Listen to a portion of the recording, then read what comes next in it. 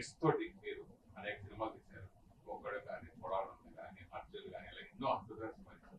మళ్ళీ మీ నుంచి ఆ టైప్ సినిమాలు ఇందాక చెప్పినట్టుగా కొలాబరేషన్ తోటి భవిష్యత్తులో ఆశించవచ్చు. ఖచ్చితంగా సార్. ఇప్పుడు నేను అదే ఒక కథ రాశాను సార్. అదే నాకు యూఫోరియా ఇచ్చిన ఉత్సాహంతో కథ రాశాను మళ్ళీ. అది భారీ సెట్స్తో రాస్తే కథ ఎందుకు అవుతుంది? అది మళ్ళీ భారీ సెట్టింగే అవుద్ది. కథ రాశాను. యూఫోరియా లాంటివి తీసి కొందరు నన్ను తిట్టారు కూడా. నీ అసలు సత్తా ఎక్కడ ఉన్నట్టుందిరా బాబు, ఇందులో తీరా అని కూడా కొందరు సలహా ఇచ్చారు. సో నాకు నిజంగానే ఒక కథని ఇంకా హార్డ్ హిట్టింగ్గా ఇంకా బాగా చెప్పొచ్చు అని ఒక చాలా ఉత్సాహం వచ్చి ఒక కథ రాశారండి. ఇప్పుడు ఆ కథ ఒక హీరోకి సరిపోద్ది. సో ఆ కథ హీరోకి సరిపోద్ది. సో అందుకని ఇప్పుడు నాకు అలాంటి ఒక బలమైన కథకి ఒక హీరో తోడవుతాడు ఇప్పుడు. సో అలాగా వెళ్తున్నాను తప్పితే నేనే చెప్తున్నాను కదా సార్. ఇప్పుడు నేను ఒక్కడు అర్జున్ తర్వాత సైనికుడు టైంలో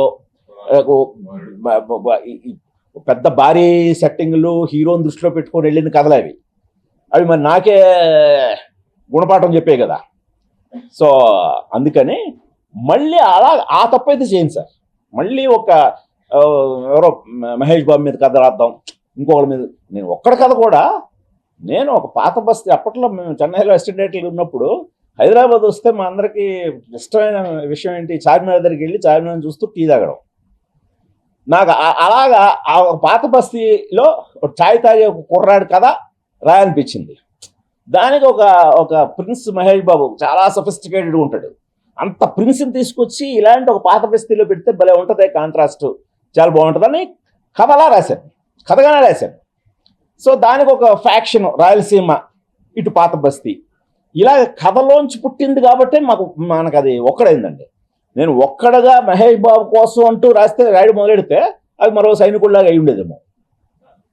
అంతే కదా సార్. అదే